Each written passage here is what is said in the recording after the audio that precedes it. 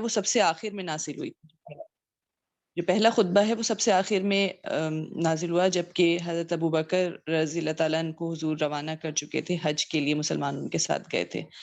اور پیچھے سے کچھ آیات اتریں اور وہ حضرت علی کو پھر وہ پیغام دے کر پیچھے نبی کریم صلی اللہ علیہ وسلم نے بھجوایا مکہ کی طرف کے اعلان کر دیں حج میں. اور یہ حجۃ الوداع سے پہلے والا حج تھا. اور اس کے بعد دوسری جو اس میں تقریر ہے وہ اس وقت پہ نازل ہوئی جب حضور اکرم صلی اللہ علیہ وسلم غزوہ تبوک کی تیاری کر رہے تھے اور کافی ٹف ٹائم تھا. تو اس میں جہاد کا ایک وہ بتایا گیا ہے کہ فرضیت کیا ہے، اہمیت کیا ہے اور کیا ضرورت ہے، اور مسلمانوں کو جوش دلایا گیا ہے. اور تیسری جو تقریر ہے غزوہ تبوک سے واپسی پر نازل ہوئی ہے، اور اس میں مختلف ٹکڑے ہیں جو آگے پیچھے بھی ہوں گے، لیکن نبی کریم صلی اللہ علیہ وسلم نے ان کو ترتیب سے لکھایا ہے. لیکن جو مصحف کی ترتیب ہے اس میں نبی کریم صلی اللہ علیہ وسلم نے جو آخر میں نازل ہوئی تھی آیات ان کو پہلے لکھوایا، اس لیے کہ وہ مضمون اہم ہے. اچھا، اور اس کا جو پرسپیکٹیو ہے، تاریخی پس منظر ہے، وہ بھی بہت اہم ہے کہ 22 سال ہو چکے تھے کفر اور اسلام کی کشمکش کو اور دعوت اسلامی کو، اور اب یہ بہت ہی فیصلہ کن موڑ پہ تھی کہ اس وقت اگر ہمت کریں تو پوری دنیا میں اسلام غالب ہو جائے، اور اگر اس وقت ہمت چھوڑ دیں تو پھر وہ جاہلیت کا دوبارہ سے غلبہ ہو جائے، جو کہ کافی اب عرب میں دب چکی تھی. یعنی حنین کی شکست کے بعد تو عرب کی قسمت کا قطعی فیصلہ ہو گیا تھا کہ اسے دارالاسلام بن کر رہنا ہے، اور بہت سے جو پہلے قبائل سر اٹھاتے تھے یا جوش دکھاتے تھے اسلام کے خلاف، ان سب کی آوازیں اب دب گئی تھی. سب کو سمجھ آ گیا تھا کہ اب اسلام ہی یہاں پہ غالب قوت ہے عرب کے اندر. تو اب یہ جو غزوہ تبوک ہے، یہ پہلا ایک ایونٹ ہے جو باہر کی فورسز کے ساتھ ہوا. یہ رومی سلطنت کے ساتھ کشمکش کی ابتدا ہوئی، اور اس کے پیچھے بھی محرکات یہ تھے کہ بہت سے منافقین تھے، بہت سے کفار مکہ میں سے بھی، مشرکین میں سے بھی لوگ تھے، اور پھر یہود میں سے بھی لوگ تھے، اہل کتاب میں سے، جنہوں نے باقاعدہ سازشیں کر کے یہ سارے پلان سیٹ کیے کہ نبی کریم صلی اللہ علیہ وسلم کو اور مسلمانوں کو ایسی کسی بڑی طاقت سے لڑوا دیا جائے جیسے اب یہ رومی اس وقت سپر پاور تھے. یعنی اور یہ اس طرح تھے کہ یہ واحد سپر پاور ہو گئے تھے پوری دنیا کی، اس لیے کہ انہوں نے ایران کو بھی شکست دے دی تھی اس وقت. تو بہت بہت ان کی دھاک بیٹھی ہوئی تھی. تو یہ باقاعدہ پلاننگ کے ساتھ کیا گیا کہ اس طرح سے لڑوایا جائے تاکہ مسلمانوں کا زور ٹوٹ جائے. اور بہت سے اس کے آگے پیچھے واقعات بھی ہوئے کہ نبی کریم صلی اللہ علیہ وسلم نے وفد جو بھیجے اسلام کی تعلیم دینے کے لیے، ان وفد کے 15 آدمیوں کو قتل کر دیا گیا. اور پھر وہاں کا جو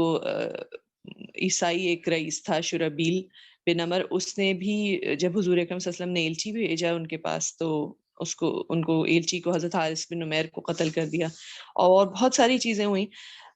نبی کریم صلی اللہ علیہ وسلم نے جن کا سد باب کرنے کے لیے پہلے 3000 مجاہدین کو بھیجا ایک فوج کی صورت میں منظم کر کے شام کی سرحد کی طرف،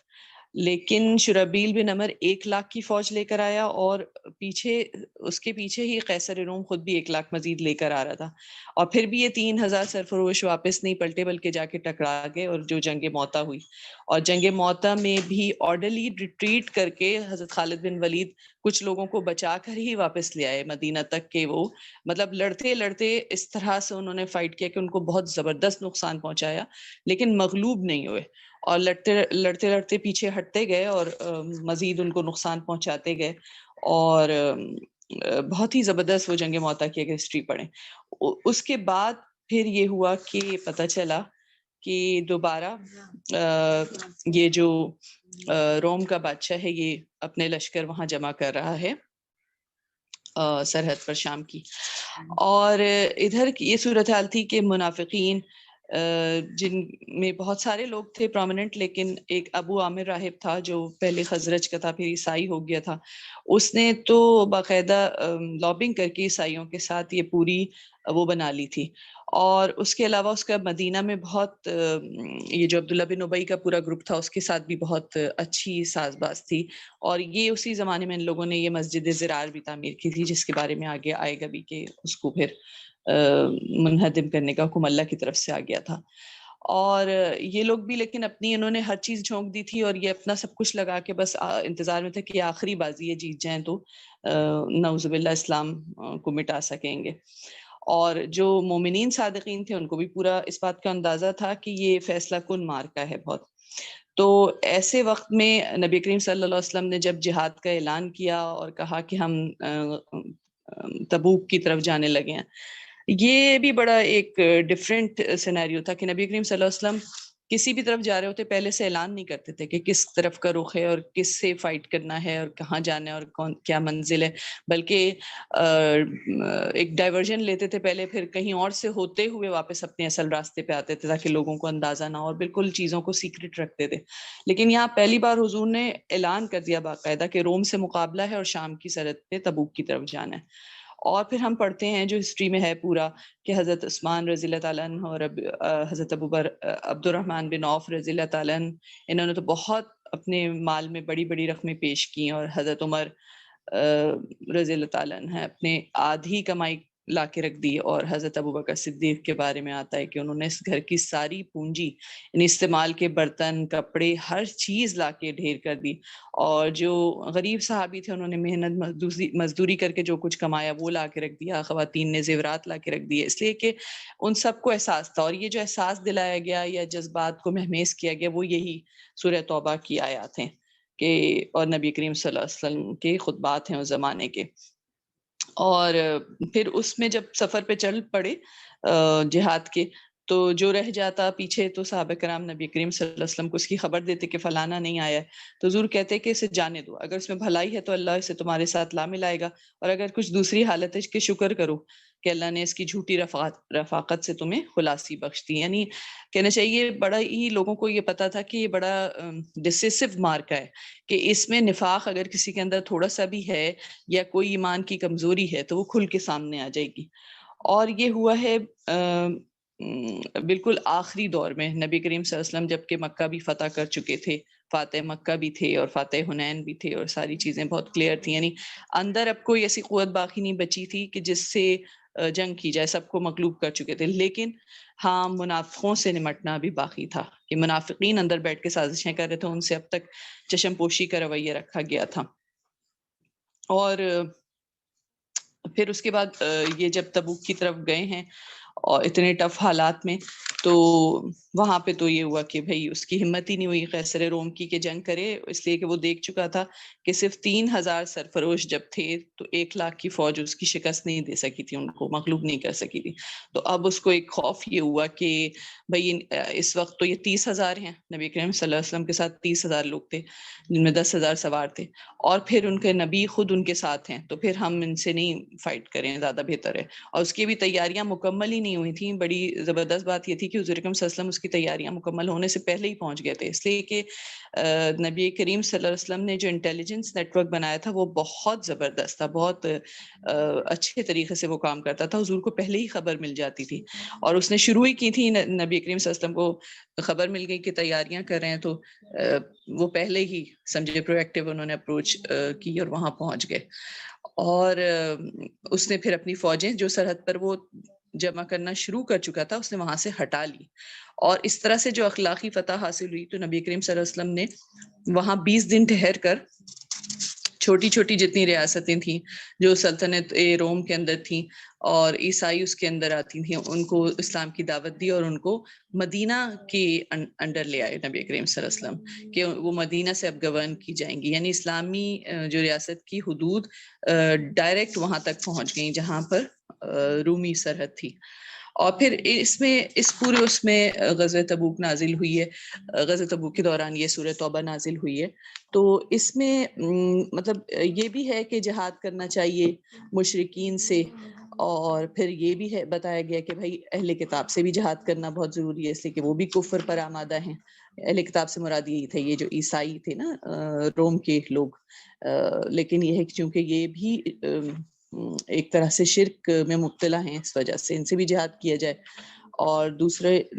یہود کے خلاف بھی جہاد کیا جائے، اور پھر منافقین کے خلاف جہاد. اس میں بڑی سخت الفاظ میں کہا گیا کہ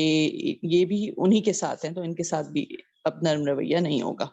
اور عام مسلمانوں کی جو تربیت ہے وہ بہت ضروری ہے کہ اگر ان کے اندر کوئی ایسی کمزوریاں رہ گئی ہیں تو ان کو درست کیا جائے. اچھا، پھر اس کے اگر اہم مضامین دیکھیں تو شروع جو ہوتی ہے اس بات سے کہ براءۃ من اللہ ورسولہ الی الذین عاہدتم من المشرکین، اعلان برات ہے اللہ اور اس کے رسول کی طرف سے ان مشرکین کو جن سے تم نے معاہدے کیے تھے، اور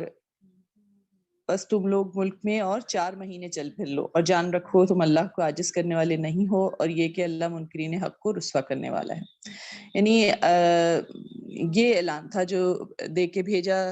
حضرت علی رضی اللہ تعالیٰ عنہ کو نبی کریم صلی اللہ علیہ وسلم نے کہ حج میں جا کے اس کا اعلان کر دیں، اور یہ سنا کر یہ آیات اور 4 اور باتوں کا اعلان کروایا کہ کوئی مشرک اب حج نہیں کرے گا خانہ کعبہ کا. دوسرا، جنت میں کوئی ایسا شخص داخل نہ ہوگا جو دین اسلام کو قبول کرنے سے انکار کرے، اور بیت اللہ کے گرد جو برہنہ طواف ہے وہ اب ممنوع ہے. اور دوسرے جن لوگوں کے ساتھ نبی کریم صلی اللہ علیہ وسلم کا معاہدہ باقی ہے اور جنہوں نے خود نہیں اس کو توڑا، تو نبی کریم صلی اللہ علیہ وسلم اور مسلمان بھی اس معاہدے کو مدت پوری ہونے تک وفا کریں گے. یہ اعلانات کر دیے گئے. لیکن اس وقت پہ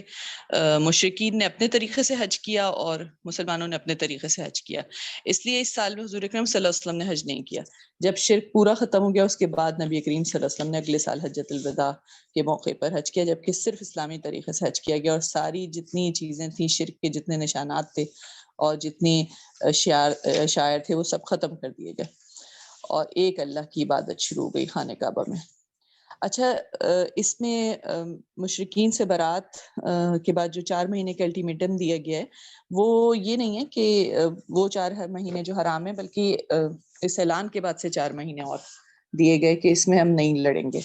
اچھا، پھر اس کے بعد اور بہت سے احکامات بھی ہیں مشرکین کے بارے میں کہ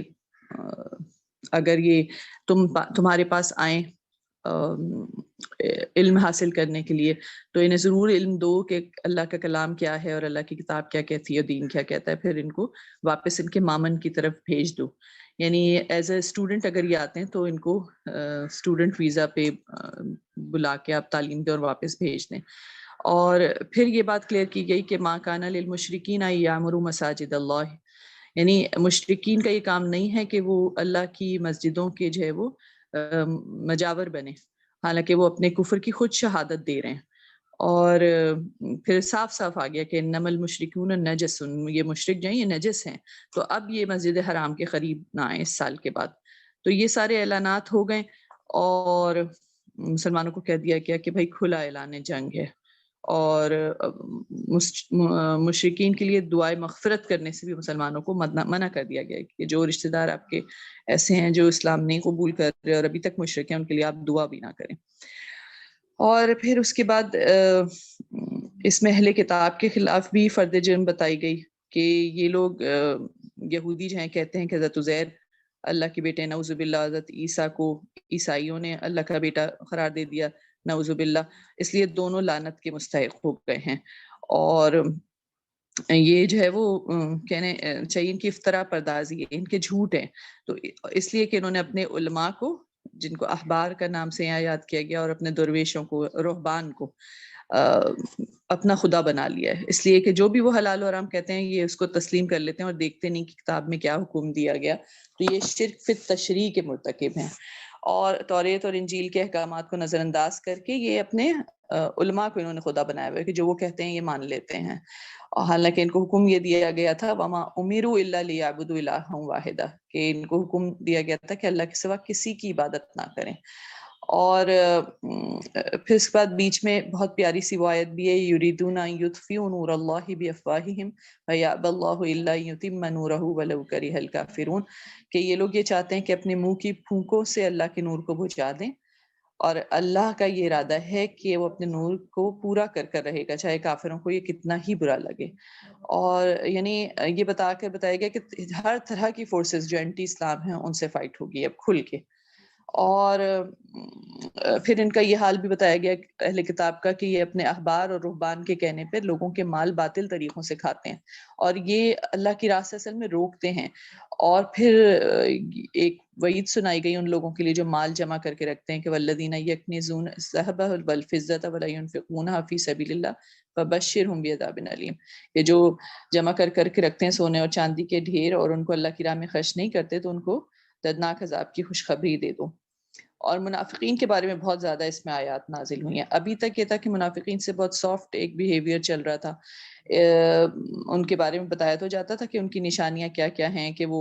اللہ کی راہ میں خرچنے سے ہاتھ روکتے ہیں، اور پھر نماز کے لیے آتے ہیں تو کسمساتے ہوئے آتے ہیں، ان کو کراہت ہوتی ہے، اور بہت ساری چیزیں تھیں۔ اور یہ بھی بتایا گیا کہ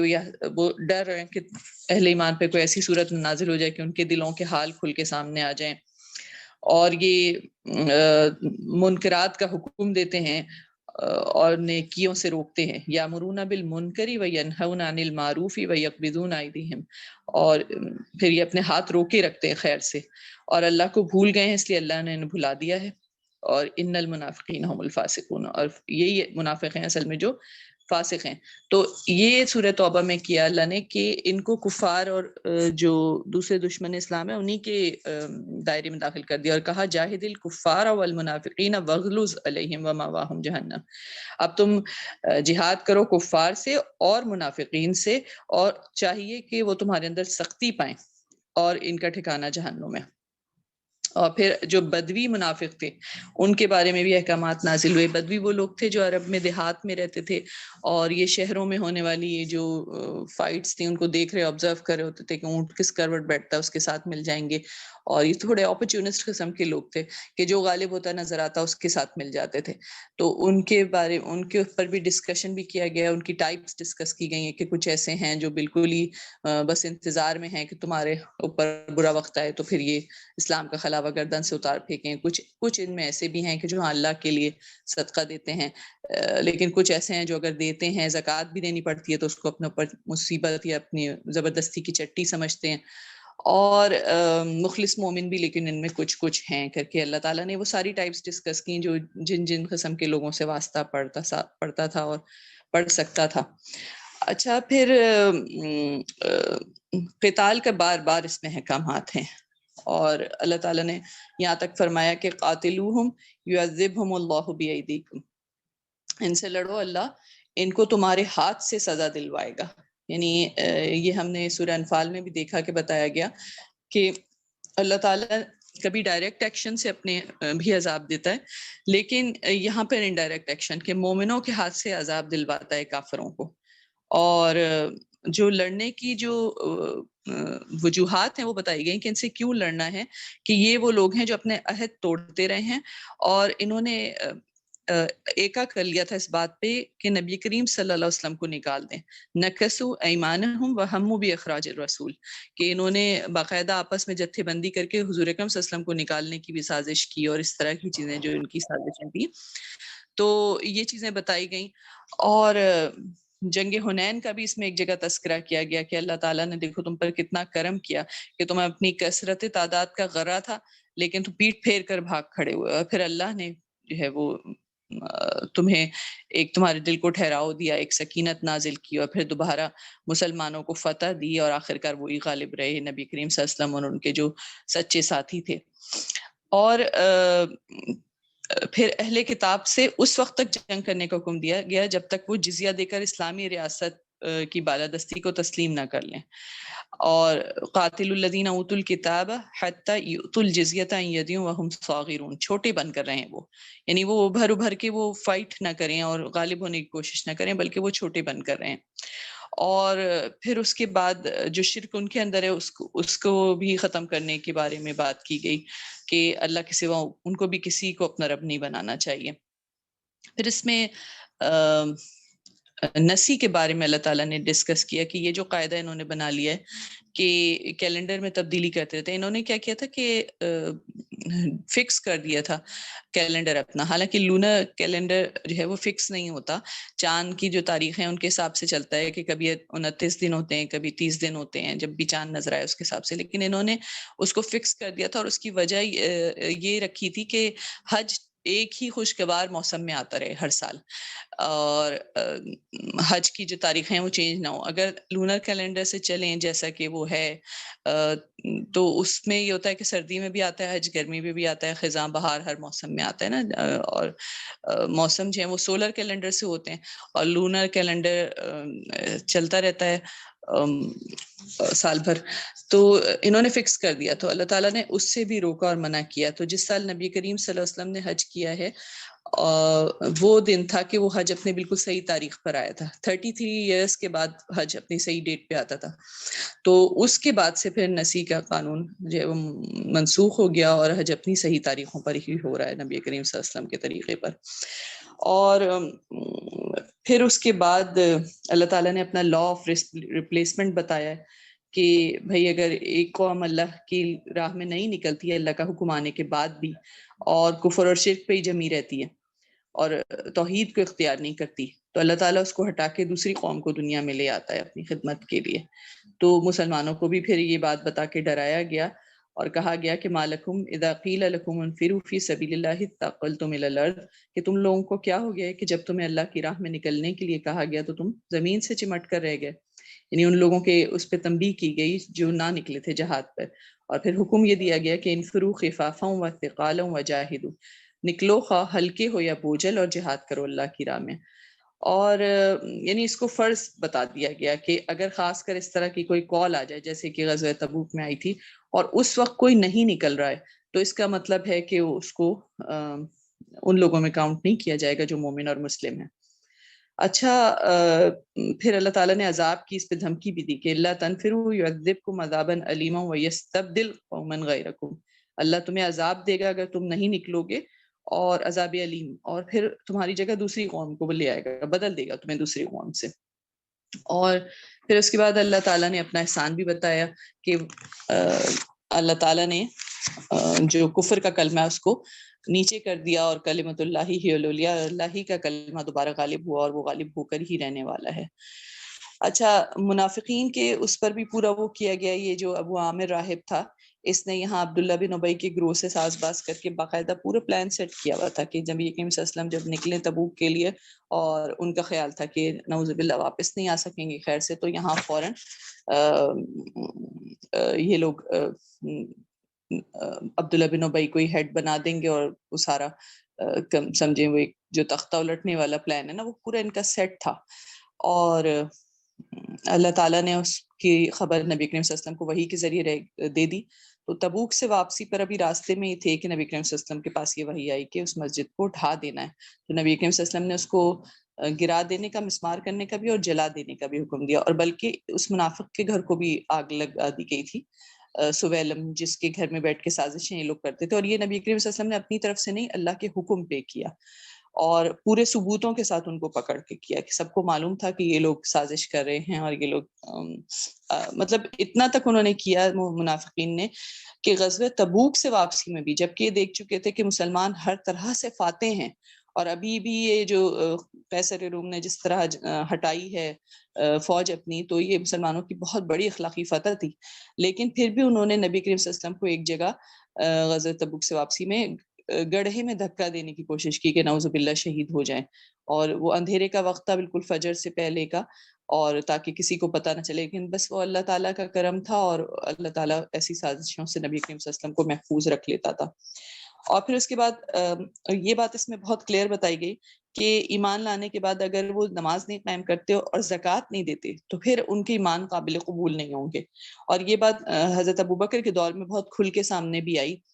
کہ لوگ مسلمان ہو جاتے تھے لیکن کہتے تھے ہم زکوٰۃ نہیں دیں گے. تو نبی حضرت ابوبکر نے ان سب سے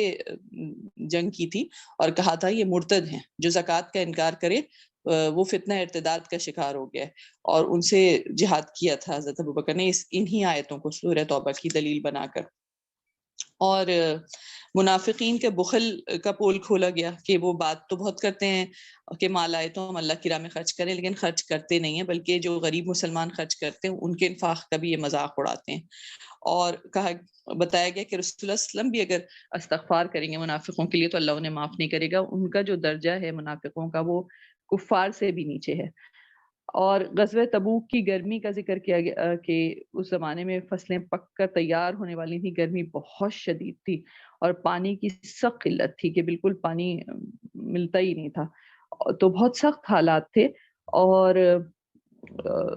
بہت مشکل تھا کہ بھئی اتنا ڈراؤٹ ایک ہے اور پھر جب فصلیں پکنے اور کٹنے کے قریب ہیں اس وقت نکل کے چلے جائیں جہاد کے لیے اور فصلوں کو ویسے ہی کھڑا چھوڑ دیں، تو بہت سخت آزمائش کا وقت تھا یہ مسلمانوں کے لیے۔ اور اس میں بہت پیاری آیات بھی بتائی گئی نا، ایک تو کئی گروہوں کے بارے میں ذکر کر کے وہ کیا گیا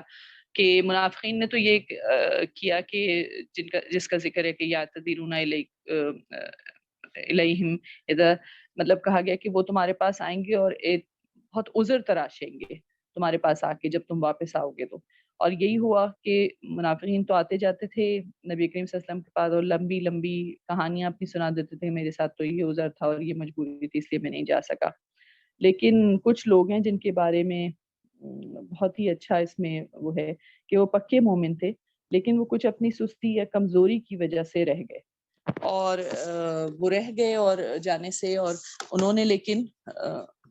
نبی کریم صلی اللہ علیہ وسلم کے پاس جب آئے تو فوراً اس بات کو ایڈمٹ کر لیا کہ ان کی غلطی ہے، انہوں نے اپنی غلطی کو فوراً قبول کر لیا کہ ہاں ہم جانے پر پوری طرح قادر تھے لیکن ہم سے قصور ہو گیا، ہم سے سستی ہو گئی۔ اور یہ 3 لوگ تھے، اس کے علاوہ کچھ اور لوگ بھی تھے جنہوں نے تو خود ہی اپنے آپ کو کچھ سزا بھی دے لی تھی، لیکن 3 لوگ جن کا بہت تفصیل سے ذکر ہے۔ حضرت کعب بن مالک کا قصہ تو بہت تفصیل سے انہوں نے خود ہی سنایا ہے کہ ان کے ساتھ کیا ہوا تھا، کہ وہ جانا چاہتے تھے دل سے، جب نبی کریم صلی اللہ علیہ وسلم اناؤنس کرتے تو دل میں انہوں نے پوری خلوص سے نیت کر لی تھی کہ میں ضرور جاؤں گا، لیکن ان کو گھر آتے تو سستی ہو جاتی کہ بھئی ابھی تو بہت دن ہے میں تیاری کر لوں گا، تو جس دن لشکر کوچ کرنے لگا اس دن ان کی تیاری پوری ہوئی نہیں تھی، اور انہوں نے کہا چلو خیر ہے ابھی تو لشکر کوچ کرے گا، آہستہ آہستہ اگلی منزل تک پہنچے گا تو میں تیز تیز گھوڑا دوڑاؤں گا اور ان تک پہنچ جاؤں گا، یہ کہہ کے وہ پھر وہ ہو گیا تیاری میں لگ گئے، لیکن تیاری کرنے میں پھر ان سے ہو نہ سکی جتنی جلدی وہ سمجھ رہے تھے کہ ہو جائے گی، تو بہرحال لشکر نکل گیا اور وہ اس کو نہیں پا سکے۔ اب ان کو بہت سخت غم بھی لگا کہ بھائی اب میں یہاں جو رہ گیا ہوں، تو کہنے لگے مدینہ میں جب میں دیکھتا تو یا تو سارے منافق ہوتے موجود چاروں طرف، یا پھر وہ لوگ جو بہت ہی ضعیف ہیں یا نادار ہیں اور جو کسی طرح سے جا ہی نہیں سکتے، تو پھر ان کو بہت ہی رنج ہوا کہ میں تو یہ کیسے لوگوں کے ساتھ میں رہ گیا، اصل ان لوگوں کا ساتھ دینا چاہیے تھا جو گئے ہیں۔ تو انہوں نے یہ لیکن کیا کہ فوراً اپنے قصور کو مان لیا اور نبی کریم صلی اللہ علیہ وسلم کے پاس جیسے ہی سلام کرنے گئے تو اسی وقت کہہ دیا کہ یا اللہ کے نبی، مجھ سے میں اگر کوئی اور میرے سامنے ہوتا تو میں اس کو جھوٹ بول کے راضی کرتا، لیکن مجھے پتا ہے کہ اگر میں نے آپ سے جھوٹ بولا تو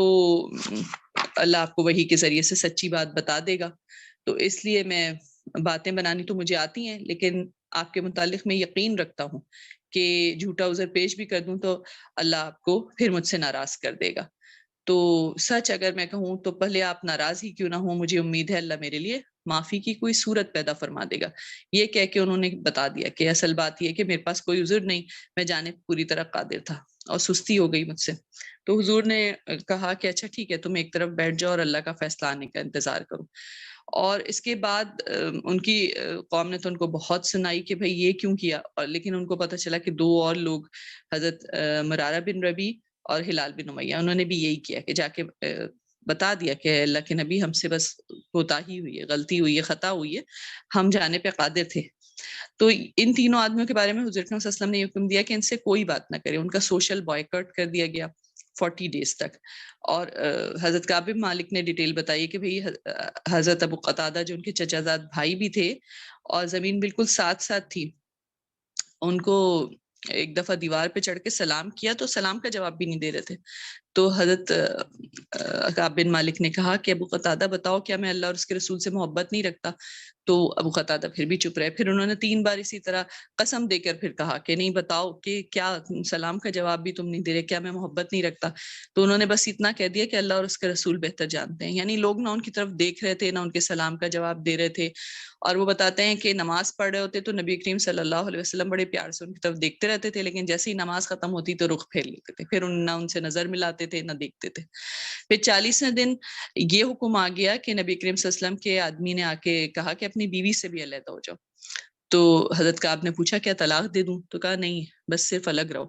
تو انہوں نے اپنی بیوی کو بھی میکے بھیج دیا اور بالکل ہی اکیلے ہو گئے. پھر بتاتے ہیں کہ 50واں دن جب تھا تو میں چھت پہ بیٹھا تھا اپنے مکان کے, اور بالکل جان سے بیزار ہو رہا تھا بالکل. یعنی کوئی ایسے لوگ بن گئے تھے کہ ایسا نہیں تھا کہ کوئی اور کانسٹنٹ چیک تھا ان کے اوپر, لیکن لوگ خود ہی نبی کریم صلی اللہ علیہ وسلم کے حکم کو ایسے فالو کر رہے تھے کہ کوئی ان سے بات نہیں کر رہا تھا. اور بلکہ بیچ میں ان کو پھر شاہ غسان کا خط بھی ملا حریر میں لپٹا ہوا کہ تم ہمارے پاس آ جاؤ, تمہارے جو صاحب ہیں انہوں نے تمہاری قدر نہیں کی ہے, اور ہم تمہیں کوئی وزیر سفیر پتہ نہیں کیا اس نے وہ دیکھی ہوگی, انہوں نے اس خط کو چولہے میں جھونک دیا کہ یہ ایک اور آزمائش آ گئی. لیکن 50واں دن جب ہوا تو ایک آدمی جو ہے وہ دوڑتا ہوا آیا کہ تمہاری آ جاؤ, تمہاری توبہ قبول ہو گئی, معافی قبول ہو گئی. اور اٹھے اور وہ حضرت نبی کریم صلی اللہ علیہ وسلم کے پاس چلے مسجد نبوی کی طرف, اور تو دیکھا تو حضرت نبی کریم صلی اللہ علیہ وسلم کا چہرہ خوشی سے دمک رہا تھا. سلام کیا اور پہلے یہ پوچھا کہ یہ معافی آپ کی طرف سے ہے یا اللہ کی طرف سے؟ تو نبی کریم صلی اللہ علیہ وسلم نے فرمایا کہ یہ اللہ کی طرف سے, اور یہ والی آیات سنائی جن میں یہ پورا ذکر ہے نا کہ اللہ نے معاف کر دیا نبی کو اور مہاجرین اور انصار کو جنہوں نے بڑی تنگی کے وقت میں نبی کا ساتھ دیا. اگرچہ ان میں سے کچھ لوگوں کے دل کجی کی طرف مائل ہو چلے تھے, مگر جب انہوں نے اس کجی کا اتباع نہ کیا بلکہ نبی کا ساتھ دیا تو اللہ نے انہیں معاف کر دیا. بے شک اس کا معاملہ ان لوگوں کے ساتھ شفقت اور مہربانی کا ہے, اور ان تینوں کو بھی اس نے معاف کیا جن کے معاملے کو ملتوی کر دیا گیا تھا. یعنی وعلی الثلاثۃ الذین خلفوا, چھوڑ دیا گیا تھا ان کے معاملے کو اور اب طے کر دیا گیا ہے.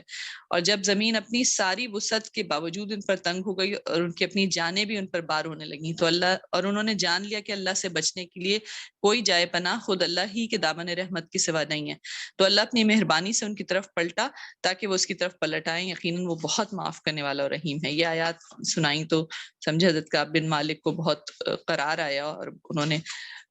توبہ بھی کی. اور پھر نبی کریم صلی اللہ علیہ وسلم سے پوچھا کہ کیا سارا مال صدقہ کر دوں؟ تو حضور نے کہا نہیں, کچھ رکھ لو. تو بتاتے ہیں کہ خیبر کا حصہ انہوں نے رکھ لیا اور باقی سب کچھ انہوں نے صدقہ کر دیا. اور یہ ایک ایگزامپل ہے کہ آنےسٹی کیسے کام آتی ہے نفس کا تزکیہ کرنے کے لیے, کہ انسان اگر خود اپنے ساتھ آنےسٹ ہو اور اپنی غلطی مان لے تو اللہ تعالیٰ توبہ قبول کرنے والا ہے, اور پھر دوبارہ اس کو وہ مقام کیا اس سے بہتر مقام بھی مل جاتا ہے اللہ کی بارگاہ میں جو اس سے کھویا ہوتا ہے. لیکن اگر اس کے دل میں کوئی کھوٹ ہو اور وہ اپنی غلطی کو ماننے کے بجائے اڑ جائے کہ ہاں یہ تو میں نے صحیح کیا تھا, میری کوئی غلطی نہیں تھی, تو یہ تو شیطان کی پیروی ہے نا, کہ شیطان نے یہ کیا تھا کہ اپنی غلطی پر وہ متکبر ہو گیا بلکہ بجائے اس کی کہ مان لیتا. اور حضرت آدم نے یہ کیا کہ جب ان سے غلطی ہوئی تو انہوں نے فوراً توبہ کی, غلطی کو مانا اور پھر اپنی اصلاح کی, اور اللہ سے کہا کہ بھئی خسارہ پانے والوں میں شامل نہیں ہونا چاہتا, تو اللہ نے بھی ان کو معاف کر دیا. اور پھر اس کے بعد آگے جب بہت تفصیل سے منافقوں کے اوپر وہ بتایا گیا ہے کہ ان کا دلوں کو نفاق کا روگ لگا ہوا ہے, تو جو آیات نازل ہوتی ہیں وہ بھی ان کی سابق نجاست پر ایک اور نجاست کا اضافہ کر دیتی ہیں. یعنی یہ اس میں صاف صاف بتایا گیا ہے کہ قرآن جو بھی سنتا ہے ہر ایک کو ہدایت نہیں حاصل ہو جاتی. بعض لوگ ایسے ہیں کہ جن کے دلوں پر انہی آیات سے نجاست نازل ہوتی ہے اس لیے کہ وہ انکار کر رہے ہوتے ہیں, وہ کفر ہی میں مبتلا رہتے ہیں مرتے دم تک, اور یہ آزمائشوں میں ڈالے جاتے ہیں پھر بھی توبہ نہیں کرتے, ان کو ہدایت حاصل نہیں ہوتی. تو صاف صاف حکم دے دیا گیا کہ بھئی یہ لوگ اب تمہارے اندر سختی پائیں اور تم جان لو کہ اللہ متقیوں کے ساتھ ہے. اور پھر یہ جو سورہ توبہ ہے یہ ختم بھی انہی کے تبصرے پر ہو رہی ہے منافقوں کے اوپر, کہ جب کوئی صورت نازل ہوتی ہے تو یہ لوگ آنکھوں میں ایک دوسرے سے باتیں کرتے ہیں, کہتے ہیں کہ کوئی تم کو دیکھ تو نہیں رہا, اور چپکے سے نکل بھاگتے ہیں. اللہ نے ان کے دل پھیر دیے ہیں کیونکہ یہ ناسمجھ لوگ ہیں, کوئی بھی صحیح بات ان کو سمجھ نہیں آتی ہے. پھر اس کے بعد آخر میں اللہ تعالیٰ نے مومنوں کو دوبارہ اس بات کا احساس دلایا ہے کہ نبی کریم صلی اللہ علیہ وسلم ان کے حق میں کیسی خیر لے کر آئے ہیں، جو کہا گیا لقد جاءکم رسول من انفسکم عزیز علیہ ما عنتم حریص علیکم بالمؤمنین رؤوف رحیم۔ دیکھو تم لوگوں کے پاس ایک رسول آیا ہے جو خود تم ہی میں سے ہے، تمہارا نقصان میں پڑنا اس پر شاق ہے، تمہاری فلاح کا وہ حریص ہے، ایمان لانے والوں کے لیے وہ شفیق اور رحیم ہے۔ فَإِن تَوَلَّوْا فَقُلْ حَسْبِيَ اللَّهُ لَا إِلَٰهَ إِلَّا هُوَ عَلَيْهِ تَوَكَّلْتُ وَهُوَ رَبُّ الْعَرْشِ الْعَظِيمِ۔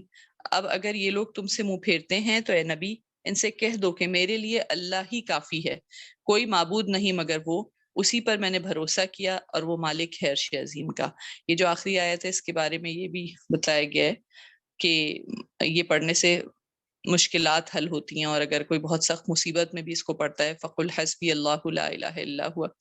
عَلَيْهِ تَوَكَّلْتُ وَهُوَ رَبُّ الْعَرْشِ الْعَظِيمِ۔ تو اللہ تعالیٰ ان مشکلات سے نکلنے کا اس کے لیے